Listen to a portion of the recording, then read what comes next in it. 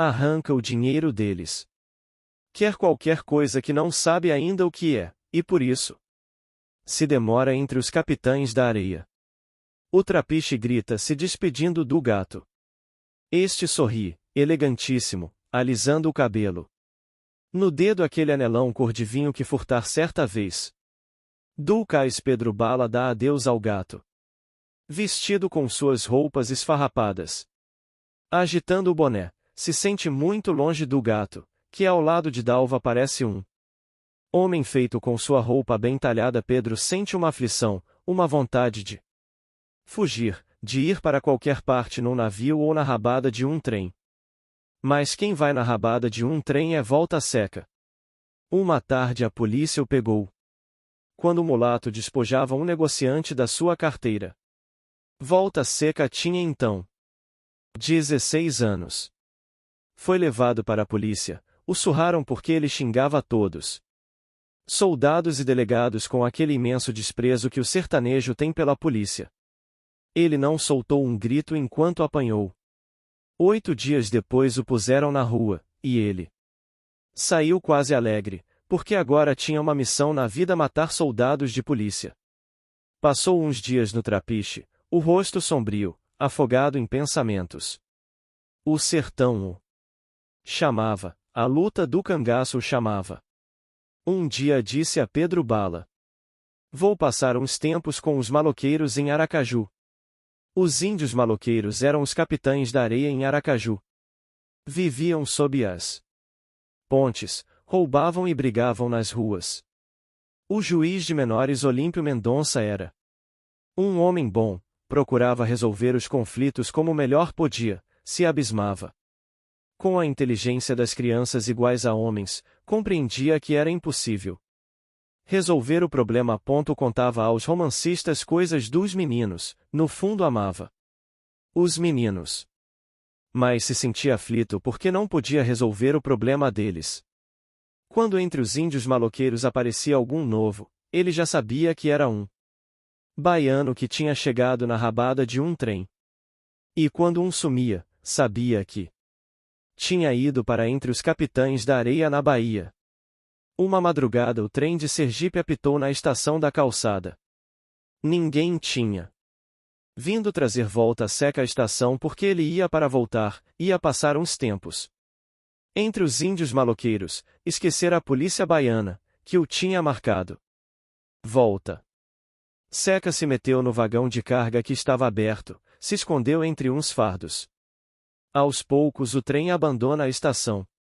Depois é a estrada do sertão, Índia nordestina. Nas casas de barro aparecem mulheres e meninas. Os homens seminus lavram a terra. Na estrada de animais que corre paralela à estrada de ferro passam boiadas. Vaqueiros gritam tangendo os animais. Nas estações vendem doces de milho, mingau, mungunzá, pamonha e canjica. O sertão vai entrando pelo nariz e pelos olhos de Volta Seca. Queijos e rapaduras passam em tabuleiros nas pequenas estações. As paisagens agrestes jamais esquecidas enchem novamente os olhos do sertanejo. Estes muitos anos na cidade não tinham arrancado seu amor ao sertão miserável e belo. Nunca fora um menino da cidade igual a Pedro Bala, a boa vida, ao gato. Fora sempre um deslocado na cidade, com uma fala diferente, falando em Lampião, dizendo meu padrinho, imitando as vozes dos animais sertanejos. Antigamente ele e sua mãe tinham um pedaço de terra. Ela era a comadre de Lampião. Os coronéis respeitavam sua terra. Mas quando Lampião se internou pelo sertão de Pernambuco, os coronéis ficaram com a terra da mãe de Volta Seca. Ela desceu para a cidade para pedir justiça. Morreu no caminho. Volta Seca continuou a caminhada. Com seu rosto sombrio. Muita coisa aprendeu na cidade, entre os capitães da areia. Aprendeu que não era só no sertão que os homens ricos eram ruins para com os pobres. Na cidade, também. Aprendeu que as crianças pobres são desgraçadas em toda parte, que os ricos perseguem e mandam em toda parte. Sorriu por vezes, mas nunca deixou de odiar.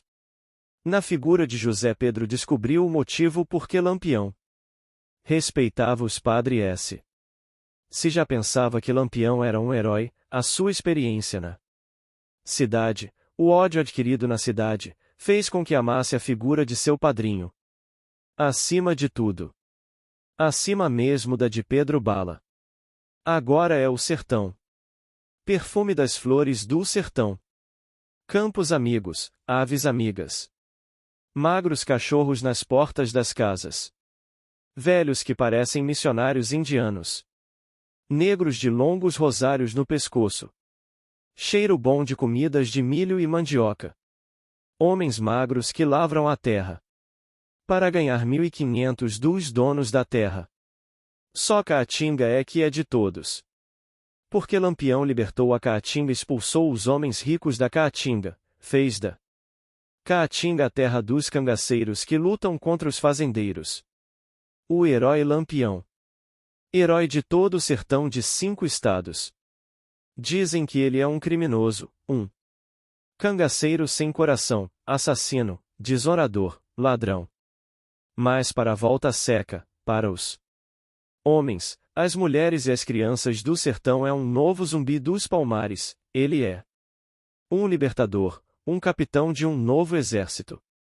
Porque a liberdade é como o sol, o bem maior do mundo. E Lampião luta, mata, deflora e furta pela liberdade. Pela liberdade e pela justiça para os homens explorados do sertão imenso de 5 estados, Pernambuco, Paraíba, Alagoas, Sergipe e Bahia. O sertão comove os olhos de Volta Seca. O trem não corre, este vai devagar. Cortando as terras do sertão. Aqui tudo é lírico, pobre e belo. Só a miséria dos homens é terrível. Mas estes homens são tão fortes que conseguem criar beleza dentro desta miséria. Que não farão quando Lampião libertar toda a Caatinga. Implantar a justiça e a liberdade? Passam violeiros, improvisadores de poesia. Passam vaqueiros que tangem o gado. Homens plantam mandioca e milho. Nas estações os coronéis descem para estirar as pernas. Levam grandes revólveres. Os violeiros cegos cantam pedindo uma esmola. Um negro de camisa e rosário atravessa essa estação dizendo estranhas coisas em língua desconhecida. Foi escravo, hoje é um doido na estação. Todos temem, temem suas pragas. Porque ele sofreu muito, o chicote de feitor rasgou suas costas. Também o chicote da polícia, feitor dos ricos, rasgou as costas de Volta Seca. Todos o temerão um dia também. Caatingas do sertão, olor das flores sertanejas, o manso andar do trem sertanejo. Homens de alpercatas e chapéu de couro. Criança que estudam para cangaceiro na escola da miséria e da exploração do homem. O trem para no meio da Caatinga. Volta Seca pula fora do vagão. Os cangaceiros apontam os fuzis. O caminhão que os trouxe está parado no outro lado da estrada, os fios do telégrafo cortados. Na Caatinga agreste não se vê ninguém. Uma moça desmaia num dos carros, um caixeiro viajante esconde a carteira com dinheiro. Coronel Gordo sai do vagão, fala. Capitão Virgulino. O cangaceiro de óculos aponta o fuzil. Para dentro. Volta Seca pensa que seu coração vai estalar de alegria. Encontrou seu padrinho. Virgulino Ferreira Lampião, herói das crianças sertanejas. Chega para junto dele, outro cangaceiro quer afastar, mas ele diz: Meu padrinho. Quem é tu? Sou Volta Seca, filho de tua comadre. Lampião o reconhece, sorri. Os cangaceiros estão entrando nos vagões de primeira. Não são muitos, uns 12. Volta Seca pede. Meu padrinho, deixe eu ficar com você. Me dê um fuzil. Tu ainda é um menino, Lampião olha com seus óculos escuros. Não sou mais não, já briguei com soldado. Lampião grita. Zé Baiano, dá um fuzil à volta seca. Olha o afilhado. Tu guarda esta saída. Se um quiser arribar, mete fogo. Entra para a coleta. Desmaios e gritos lá dentro, o soar de um disparo. Depois o grupo volta para a estrada. Traz 2 soldados de polícia que viajavam no trem. Lampião divide dinheiro com os cangaceiros. Volta Seca também recebe. De um vagão sai um fio de sangue. O cheiro bom do sertão penetra as narinas de Volta Seca. Os soldados são encostados numas árvores. Zé Baiano prepara o fuzil, mas a voz de Volta Seca faz um pedido. Deixe pra mim, padrinho. Eles me bateram na polícia, bateram em muito menino. Levanta o fuzil. Qual é o sertanejo que não tem boa pontaria? Seu rosto sombrio tem um riso que o enche todo. Cai o primeiro, o segundo tenta fugir, mas a bala o alcança nas costas. Depois Volta Seca corre para cima dele com o punhal, sacia sua vingança. Zé Baiano diz. Este menino é dos bons. A mãe dele era um bicho, minha comadre, lembra Lampião orgulhoso. Uma verdadeira fera, pensa o viajante enquanto o trem se move lentamente. Após os empregados afastarem os touros de madeira de sobre os trilhos, o grupo de cangaceiros se perde na caatinga. O ar do sertão enche o peito de Volta Seca, que pare com o punhal faz 2 traços na madeira do fuzil.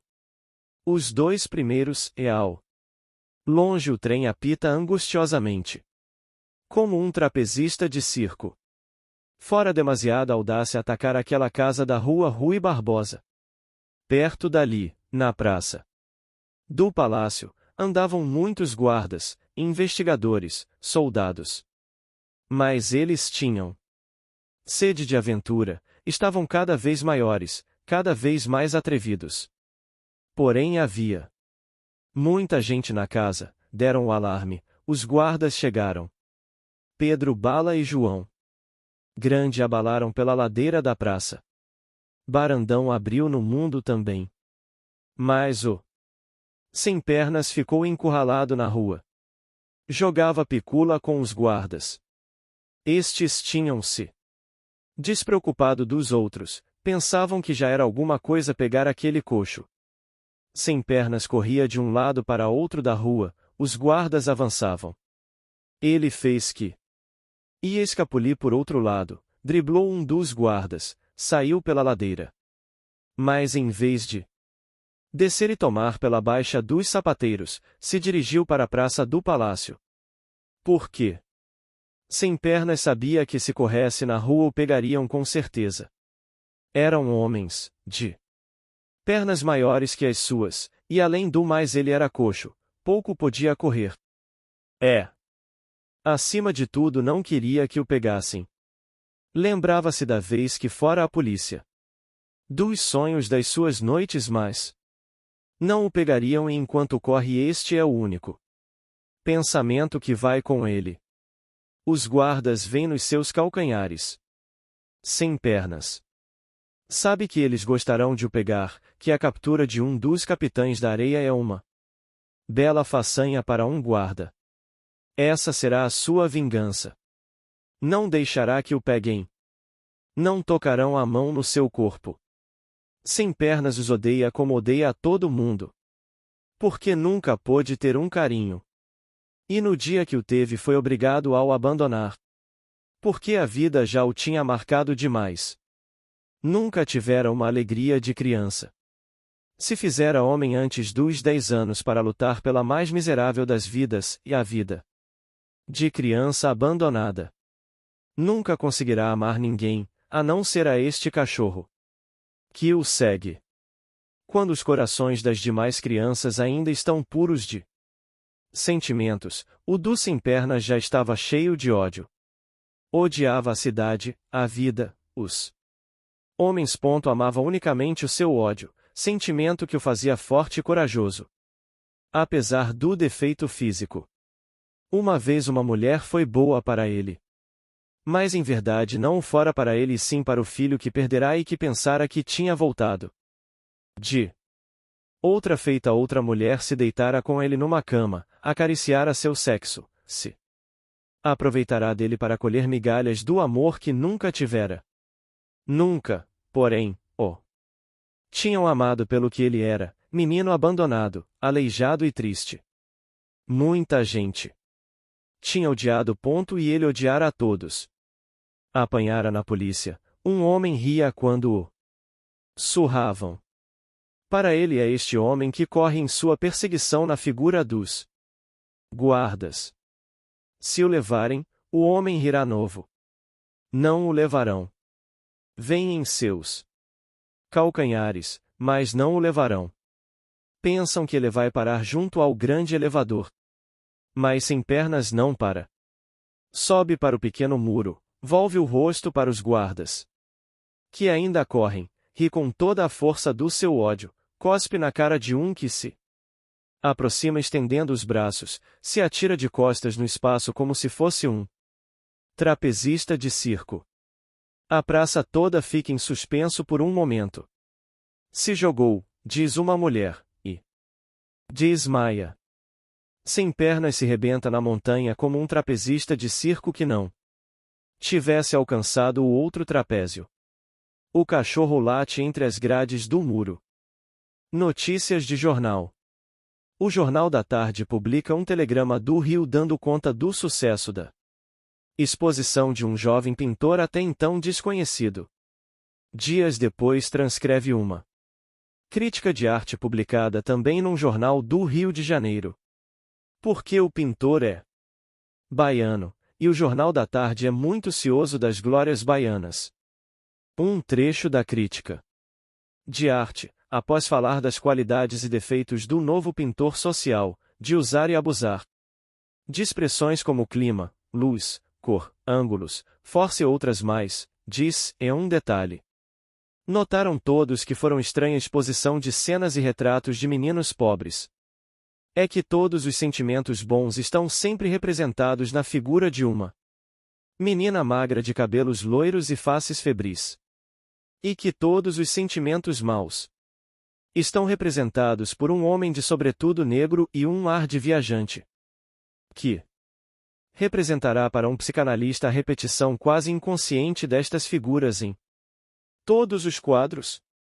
Sabe-se que o pintor João José tem uma história. E continuava o abuso das palavras cor, força, clima, luz, ângulos e outras mais complicadas. Meses depois uma notícia informava aos leitores do Jornal da Tarde, sob o título de Presente de Grego. A polícia de Belmonte devolve o vigarista Gato. Que a polícia de Belmonte havia recebido da polícia de Ilhéus um verdadeiro presente de Grego. Um conhecido e jovem vigarista que atuava em Ilhéus com o nome de Graus Gato, após ter abiscoitado bons cobres de muitos fazendeiros e comerciantes, fora remetido para Belmonte. Lá continuava a passar contos do vigário, em que era mestre. Conseguirá vender uma imensidade de terras, ótimas, para o cultivo do cacau, a muitos fazendeiros. Quando estes foram ver as terras, não eram mais que o leito sobre o qual corre o rio Cachoeira. A polícia de Belmonte tinha conseguido deitar mão no temível vigarista e o remetia de volta para Ilhéus. Os ilhéenses são mais ricos que nós, terminava com certa ironia o correspondente que assinava a notícia, podem sustentar com mais conforto o elegante gato que os filhos da bela Belmonte, a princesa do sul. Porque se Belmonte é a princesa, Ilhéus é muito justamente chamada a rainha do sul. Entre fatos policiais sem importância, o Jornal da Tarde noticiou um dia que um malandro conhecido pelo nome de Boa Vida armara um fuzuê tremendo numa festa na cidade de Palha, abrirá a cabeça do dono da casa com uma garrafa de cerveja e estava sendo procurado pela polícia. Perto de um Natal, o Jornal da Tarde apareceu com manchetes em tipos enormes. Uma notícia de tanta sensação como aquela que fizera conhecida a história da mulher que acompanhava o bando de Lampião, a amante do cangaceiro. Porque a população dos 5 estados, de Bahia, Sergipe, Alagoas, Paraíba e Pernambuco, vive com os olhos fitos em Lampião. Com ódio ou com amor, nunca com indiferença. A manchete dizia em letras garrafais: uma criança de 16 anos no grupo de Lampião. Os tipos das letras dos títulos que encabeçavam a reportagem eram também enormes. É um dos mais temíveis cangaceiros, 35 traços no seu fuzil, pertenceu aos capitães da areia. A morte de Machadão devida à volta seca. A reportagem era extensa. Contava como as vilas saqueadas há algum tempo vinham notando entre o bando de Lampião uma criança de uns 16 anos, que levava o nome de Volta Seca. Apesar da sua idade, o jovem cangaceiro se fizera temido em todo o sertão como um dos mais cruéis do grupo. Constava que seu fuzil tinha 35 marcas. E cada marca num fuzil de cangaceiro representa um homem morto. Depois vinha a história da morte de Machadão, um dos mais antigos do grupo de Lampião. Aconteceu que o grupo tinha pegado na estrada um velho sargento de polícia. Lampião entregará a Volta Seca para que o despachasse. Volta Seca o despachara. Devagarinho, à ponta de punhal, cortando os pedacinhos com visível satisfação. Fora tanta crueldade, que Machadão, horrorizado, levantou o fuzil para acabar com Volta Seca. Mas antes que disparasse, Lampião, que tinha um grande orgulho de Volta Seca, atirou em Machadão. Volta Seca continuará sua tarefa. A notícia se estendia, narrando diversos outros crimes do cangaceiro de 16 anos. Depois lembrava que entre os capitães da areia viverá um menino com o nome de Volta Seca e que era possível que fosse o mesmo. Vinham então várias considerações de ordem moral. A edição se esgotou. Meses depois a edição se esgotou novamente porque trazia a notícia da prisão de Volta Seca, enquanto dormia, executada pela coluna volante que percorria o sertão, dando caça a Lampião. Anunciava que o cangaceiro chegaria no outro dia à Bahia. Vinham vários clichês onde Volta Seca aparecia com seu rosto sombrio. O Jornal da Tarde dizia que era rosto de criminoso nato. O que não era verdade, como o próprio Jornal da Tarde noticiou tempos depois, ao relatar em edições extraordinárias e sucessivas o júri que condenou Volta Seca a 30 anos de prisão por 15 mortes conhecidas e provadas. No entanto, seu fuzil tinha 60 marcas. E o jornal lembrava esse fato, repetindo que cada marca era um homem morto. Mas publicava também parte do relatório do médico legista, cavalheiro de honestidade e cultura reconhecidas, já então um dos grandes sociólogos e etnógrafos do país, relatório que provava que Volta Seca era um tipo absolutamente normal e que se virara cangaceiro e matara tantos homens e com tamanha crueldade não fora por vocação de nascença. Fora o ambiente, e vinham as devidas considerações científicas. O que aliás não despertou tanta curiosidade entre o público como a descrição de belíssimo, vibrantíssimo e apaixonadíssimo discurso de doutor promotor público, que fizera os jurados chorar, e até o próprio juiz tinha limpado as lágrimas, ao descrever o doutor promotor, com sublime força oratória, o sofrimento das vítimas do feroz cangaceiro menino. O público ficou indignado porque Volta Seca não chorou durante o júri. Seu rosto sombrio estava cheio de estranha calma. Companheiros. Há um movimento novo na cidade. Pedro Bala sai do Trapiche com João Grande e Barandão. O cais está deserto, parece que todos o abandonaram. Somente soldados de polícia guardam os grandes armazéns. Não há descarga de navios neste dia.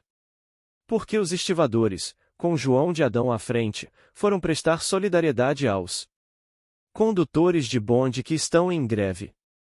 Parece que há uma festa na cidade, mas uma festa diferente de todas.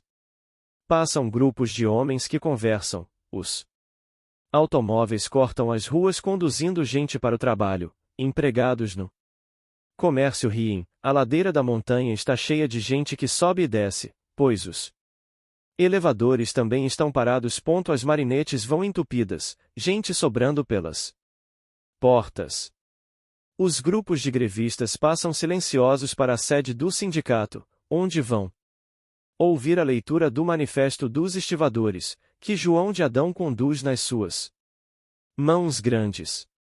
Na porta do sindicato grupos conversam, soldados montam guarda. Pedro Bala anda com João Grande e Barandão pelas ruas.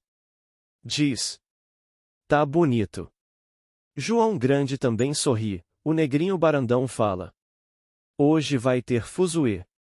Eu é que não queria ser condutor de bonde, nem motorneiro.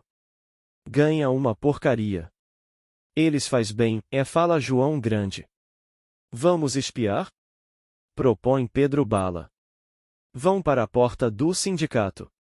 Entram homens negros, mulatos, espanhóis e portugueses. Veem quando João de Adão e os outros estivadores saem entre vivas dos operários das linhas de bonde. Eles vivam também. João Grande e Barandão. Porque gostam do doqueiro João de Adão. Pedro Bala não só por isso como porque acha bonito o espetáculo da greve, é como uma das mais belas aventuras dos capitães da areia. Um grupo de homens bem vestidos entra no sindicato. Da porta eles ouvem uma voz que discursa, uma que interrompe, e vendido, amarelo. "Tá bonito", e repete Pedro Bala. Tem vontade de entrar, de se misturar com os grevistas, de gritar e lutar ao lado deles. A cidade dormiu cedo. A lua ilumina o céu, vem a voz de um negro do mar em frente.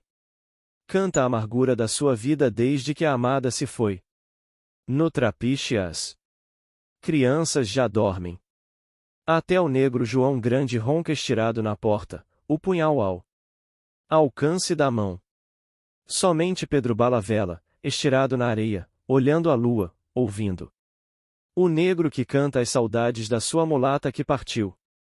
O vento traz trechos soltos da canção e ela faz com que Pedro Bala procure Dora no meio das estrelas do céu. Ela também virou uma estrela, uma estranha estrela de longa cabeleira loira. Os homens valentes têm uma estrela em lugar do coração. Mas nunca se ouviu falar de uma mulher que tivesse no peito, como uma flor, uma estrela. As mulheres mais valentes da terra e do mar da Bahia, quando morriam, viravam santas para os negros. Como os malandros que foram também muito valentes. Rosa Palmeirão virou santa.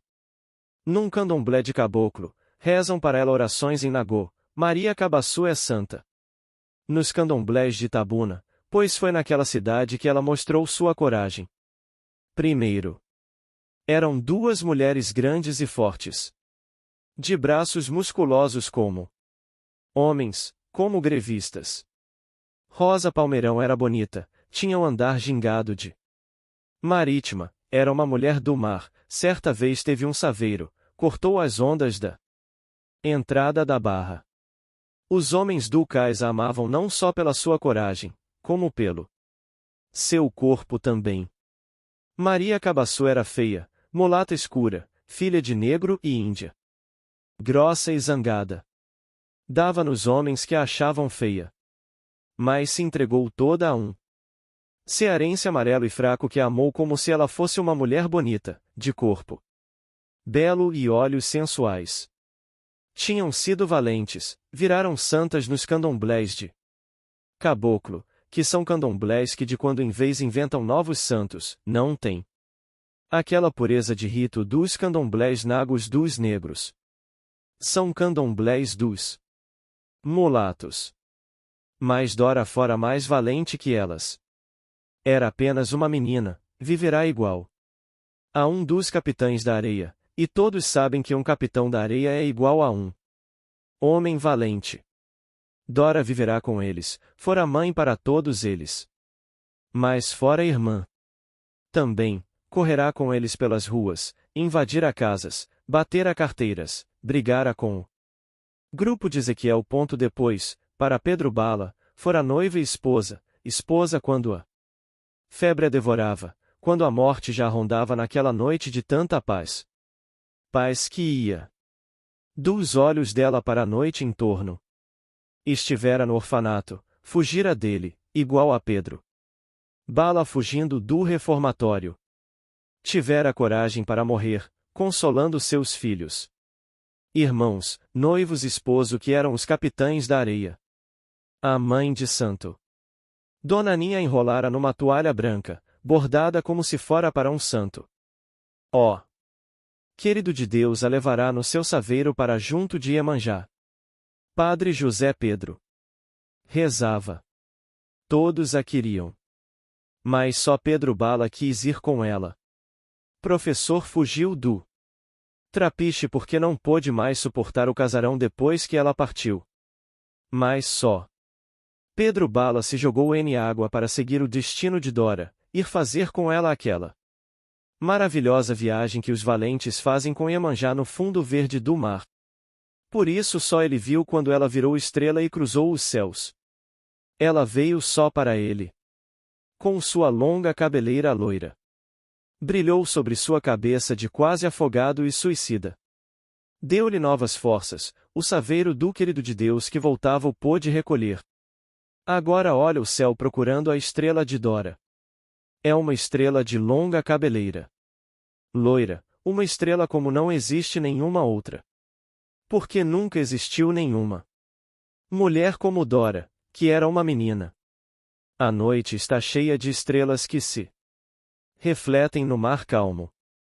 A voz do negro parece se dirigir às estrelas, como que há pranto na sua voz cheia.